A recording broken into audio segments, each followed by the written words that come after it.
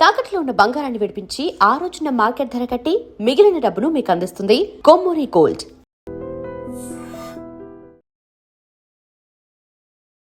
గురూజీ నమస్తే అండి. సూర్యోస్మితలే. రథసప్తమి సండే అంటే సండే రథసప్తమి రావడానికి ఏమైనా ప్రత్యేకమైన కారణం ఉంటుందా? అదే ప్రత్యేకమైన రోజా? ఎట్లా జరుపుకోవాలి రథసప్తమిని? సండే సప్తమి వస్తే దాన్ని భాను సప్తమి అంటారు. అంటే మామూలుగా రెగ్యులర్గా ప్రతి నెల వస్తుంది. కానీ ఇది రథసప్తమి. ఇది కేవలం మాఘమాసంలో వస్తుంది. మాఘమాసానికి ఉన్నటువంటి ప్రత్యేకత ఇది. ఇవి శ్యామలా నవరాత్రులుగా జరుపుకుంటూ ఉంటారు 9 రోజులు. అందులో ఇవాళ పంచమి, దీన్ని వసంత పంచమి, సరస్వతీదేవి ఉపాసన, అక్షరాభ్యాసం ఇలా చేస్తారు. ఇప్పుడు మనం మాట్లాడుకోబోయేది సప్తమికి సంబంధించి. ఇది మాఘమాసంలో వచ్చిన సప్తమి కాబట్టి రథసప్తమి. అంటే ప్రతి నెలలో కూడా మనకి సప్తమి వస్తుంది. దాన్ని మనం పెద్దగా ప్రాచుర్యంలోకి తీసుకురాం. ఒకవేళ ఆ సప్తమి రోజే ఆదివారం వస్తే మాత్రం భాను సప్తమిగా సూర్య ఉపాసనలో ఉన్న వాళ్ళకి పండగ. ఇప్పుడు నా జీవితం 2013లో మొదలుపెట్టాను ఈ సూర్య ఉపాసన అనేది. అంటే సుమారు 12 ఏళ్ళు పూర్తవుతుంది సూర్య ఉపాసనలో. ఈ మాఘమాసం అనగానే విశేషంగా మేము ఇంతకుముందు చేసేది, అంటే ఇంతకుముందు లాస్ట్ ఇయర్ చేశాను, ఈ ఇయర్ కొంచెం ఇక్కడ హైదరాబాద్లో ఒక పద్ధతిని పరిచయం చేద్దామని అక్కడికి వెళ్ళలేదు. మహాశౌర్య యాగం చేస్తారు 30 రోజులు. పాడ్యము నుంచి అమావాస్య వరకు మాఘమాస మహాశౌర్య యాగం చేసేవాడిని. 4 ఏళ్ళు చేశాను, ఇది 5వ ఏడు నేను సన్ స్పిరిచువల్ సొసైటీ పెట్టి. ఇప్పుడు ఈ సంవత్సరం దీన్ని హైదరాబాద్కి, అంటే ఆంధ్రాలో మాఘమాసం అనగానే సూర్య ఉపాసన, ఉపవాసాలు ఉండడం, మాఘ స్నానాలు, మాఘమాసపు ఉపవాసాలు బాగా చేస్తారు. మనకి అంత ప్రాచుర్యం మనకు తెలంగాణలో ఇక్కడ ఉన్నటువంటి ఆచార సాంప్రదాయాలు వేరు. ఇక్కడ అంతా కూడా మనం గ్రామ దేవతలకి బతుకమ్మలు ఇవి బాగా చేస్తారు. ఇక్కడ సాంప్రదాయం అంటే ఇంతకు ముందు ఇక్కడ కూడా ఉండేది. ఎక్కడైనా ఎవరైనా సరే యావత్ ప్రపంచము ఒక్క సూర్యుడి మీద ఆధారపడే జీవనాన్ని సాగిస్తుంది. ఈ బ్రిటిషర్స్ వచ్చిన తర్వాత భారతదేశంలో ఈ సూర్యోపాసనలు తగ్గిపోయినాయి. భారతీయుల యొక్క పూర్తి శక్తి సూర్యోపాసనే. కనపడే దైవం ఒక్క సూర్యుడే. ఇక మిగతావన్నీ కూడా మనకు కనపడవు, అవి ఉన్నాయి, కేవలం అది నమ్మకం మాత్రమే. కానీ ఇది నమ్మకం కాదు, ప్రమాణం. సూర్యుడు ఉన్నాడు కనిపిస్తున్నాడుగా. సూర్యుడు దేవుడా అంటే మనకి ప్రాణాన్ని ఇస్తున్నాడు, మనం తిన్నదాన్ని అరిగిస్తున్నాడు, మనం తినడానికి కావలసిన పదార్థాన్ని పుట్టిస్తున్నాడు. అందుకని ఆయన బ్రహ్మగా ఉన్నాడు, ఆయనే భగవంతుడు. నమ్మి తీరాలి. అది హిందువా, ముస్లిమా, క్రైస్తవుడా,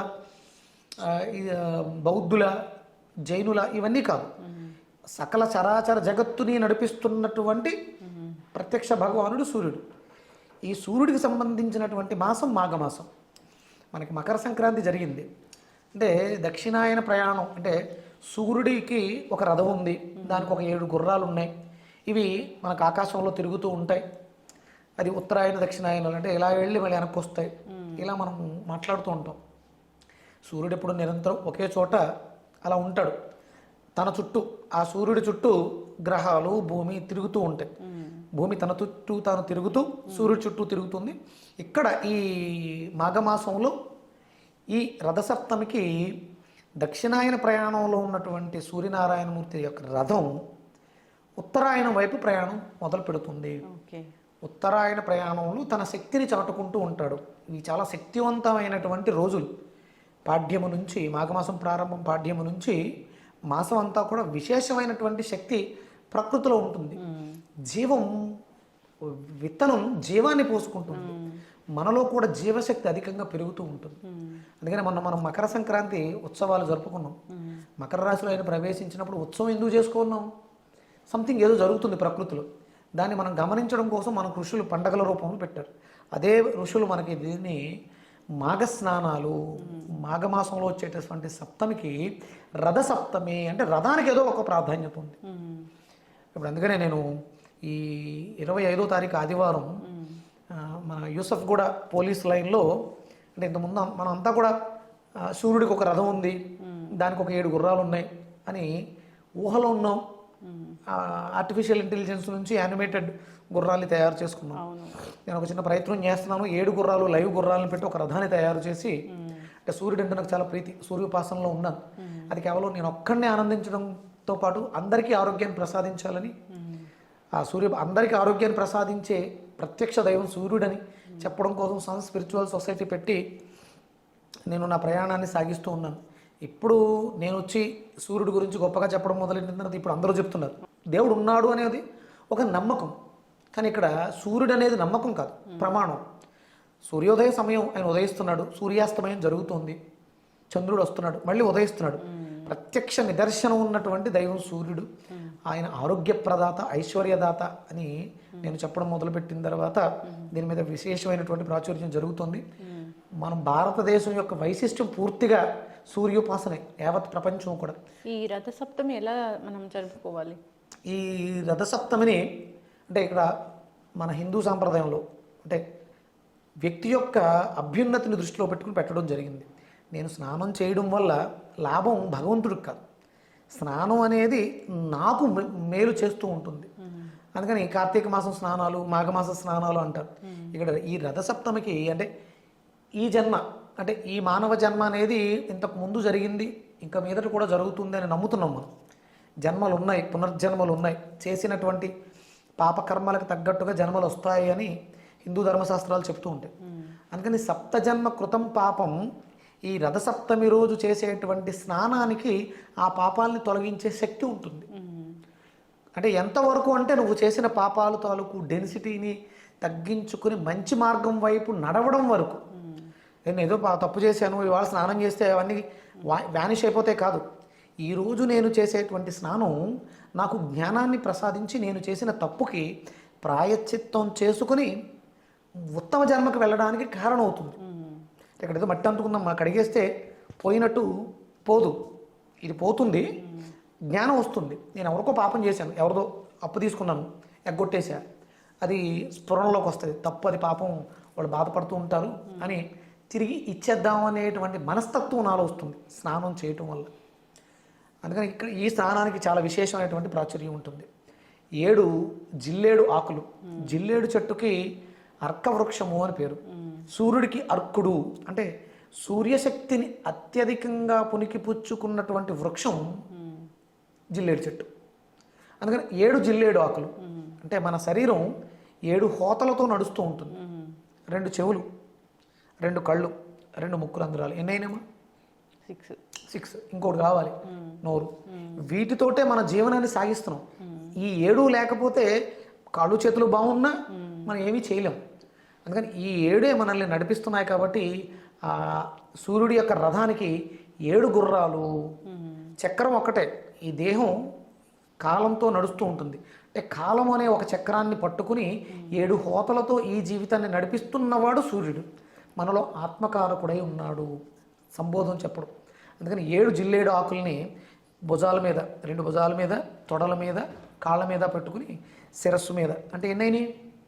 కాళ్ళ మీద 2, తొడల మీద 2, భుజాల మీద 2, 6, తల మీద 1, 7. అలాగే బదరీ ఫలం, రేగు పండుకు కూడా సూర్యశక్తిని అధికంగా తీసుకునే శక్తి ఉంది. మీకు అలవాటు ఉందో లేదో తెలియదు, భోజనం తర్వాత రేగొడియం తింటారు, అరుగుదల పెరుగుద్దని. అంటే ఈ మాసంలో మనకి రేగుపళ్ళు ఇప్పుడే వస్తాయి.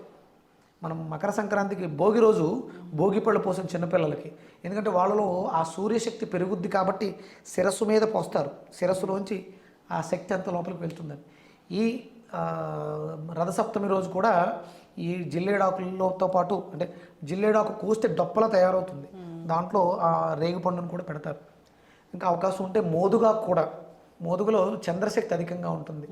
అందుకని ఒక మోదుగాకును పెట్టుకుని, అంటే 7 జిల్లేడాకులు పెట్టుకుని ఒక మోదుగాకుని శిరస్సు మీద పెట్టుకుని 7 రేగుపళ్ళు లేదా 2 రేగుపళ్ళు మనం ఒంటి మీద పెట్టుకుని ఒక మంత్రాన్ని చదువుతూ స్నానాన్ని ఆచరిస్తాం. మంత్రాలు చదవటం రాదు, సూర్యనారాయణాయ సూర్యనారాయణాయ అంటూ 7 సార్లు అనుకుని శుభ్రంగా ప్రశాంతంగా కూర్చుని స్నానం చేయాలి. సాధారణంగా కూర్చుని స్నానం చేసేది ఎక్కువ ఆడవాళ్ళు చేస్తారు, స్టూల్ వేసుకుని. మగవాళ్ళు కూడా ఇక్కడ అంటే సంకల్ప స్నానం అంటారు దీన్ని. 7 జన్మలుగా నేను తెలుసో తెలియకో చేసినటువంటి పాపాలన్నింటినీ ప్రక్షాళన చేసి నన్ను జ్ఞాన మార్గం వైపు నడిపించు సూర్యదేవ అని నమస్కారం చేసుకుని నీళ్ళలో కొంచెం పసుపు, వీలైతే జవ్వాదు, సుగంధ ద్రవ్యాలు కలుపుకుని శిరస్సు మించి స్నానం చేస్తారు. స్నానం అయిపోయిన తర్వాత ఆడవాళ్ళందరూ ఆవు పిడకలను పెట్టుకుని తయారు చేస్తారు పొయ్యిలాగా. దాని మీద కొత్త కుండ కానీ కొత్త పాత్ర కానీ పెట్టి దానికి పసుపు రాసి బొట్టు పెట్టి ఆవు పాలు పోస్తారు. ఆవు పాలు పొంగిన తర్వాత దాంట్లో కొంచెం 7 గుప్పెళ్ళ బియ్యం వేసి బాగా ఉడికిన తర్వాత దాంట్లో బెల్లం వేస్తారు. ఒక చెరుకు గెడతో దాన్ని బాగా కలియబెడతారు. చెరుకు గెడతో బాగా తయారవుతుంది. ఈ లోపల ఇది తయారయ్యే లోపల చిక్కుడుకాయలు, అంటే ఆ షేపు చిక్కుడుకాయల్లో కూడా సూర్యశక్తి అధికంగా ఉంటుంది. చిక్కుడుకాయలతో రథాన్ని తయారు చేస్తారు. చిక్కుడు ఆకులతో దాన్ని అలంకరిస్తారు. ఇదంతా కూడా సూర్యోదయ సమయంలో జరుగుతూ ఉంటుందన్నమాట. అదే చిక్కుడు ఆకులు ఇక్కడ ఆవు పిడకల మీద వండినటువంటి పరమాన్నాన్ని చిక్కుడు ఆకుల్లో వేసి భగవంతుడికి నివేదన చేస్తారు. ఆదిత్య హృదయాన్ని, అగస్త్యుడు మనకి ఇచ్చినటువంటి ఆదిత్య హృదయాన్ని 3 సార్లు పారాయణం చేస్తారు. ఆ పారాయణం పూర్తయిన తర్వాత స్వామికి నివేదన చేసినటువంటి ఆ పరమాన్నాన్ని, ప్రసాదాన్ని ప్రసాదంగా స్వీకరిస్తారు. దీనివల్ల మన శరీరాన్ని అంటిపెట్టుకుని పీడిస్తున్నటువంటి 7 జన్మల పాపాల తాలూకు రోగాలు పోతాయి. ఇది రథసప్తమి యొక్క విశిష్టత. దీన్ని నేను పురస్కరించుకొని మన యూసఫ్గూడ పోలీస్ గ్రౌండ్స్లో ఉదయం 7 గంటల నుంచి సాయంత్రం 8 గంటల వరకు ఈ రథసప్తమి ఉత్సవాలు చేస్తున్నాం. 7 గుర్రాలని, అంటే మనం విన్నాం, చూడలేదు కదా, 7 గుర్రాలని ఒక రథానికి అలంకరించి స్వామివారిని దాని మీద కూర్చోబెట్టి 200 మంది పోలీసులతో సూర్య నమస్కారాలు చేయిస్తున్నాం పోలీస్ గ్రౌండ్స్లో. ఇదంతా కూడా రథసప్తమి ఆదివారం 25వ తారీఖు జనవరి హైదరాబాదులో యూసఫ్గూడలో జరుగుతుంది. ఇది అంటే కేవలం హైదరాబాద్లో జరగాలి కాదు, ఇది అంతటా జరగాలి, అందరూ చేయాలి. ఇప్పుడు ఉన్నటువంటి అనారోగ్య సమస్యలు అందరికీ ఉన్నాయి, అందరినీ పట్టి పీడిస్తున్నాయి. అరుగుదల, ఇండైజెషన్ ప్రాబ్లం చాలా ఎక్కువగా ఉంది. అందుకని సూర్య ఆరాధన, సూర్య ఉపాసన మిమ్మల్ని ఆరోగ్యవంతుల్ని చేస్తుంది, ఐశ్వర్యవంతుల్ని చేస్తుంది. చక్కగా చెప్పారు గురూజీ. రథ సప్తమి ఎలా జరుపుకోవాలి అంటే శాస్త్రపరంగా వేదం ఎలా చెప్పింది అనేది చాలా చక్కగా చెప్పారు. మీరు చెప్పిన విధంగా అందరూ పాటించాలి. మీరు యూసఫ్గూడ పోలీస్ గ్రౌండ్లో చేస్తూ ఉన్నారు కాబట్టి అందరూ కూడా అక్కడికి వచ్చి ఆ ప్రోగ్రామ్ని వీక్షించాలని కోరుకున్నాము. ఇంకా ఏమైనా డౌట్స్ ఉంటే మనం నంబర్ స్క్రోల్ చేస్తాం, కాంటాక్ట్ చేయాలని కోరుకున్నాం. చాలా చక్కటి ఇన్ఫర్మేషన్. ధన్యవాదాలు. సూర్యస్మృతులే.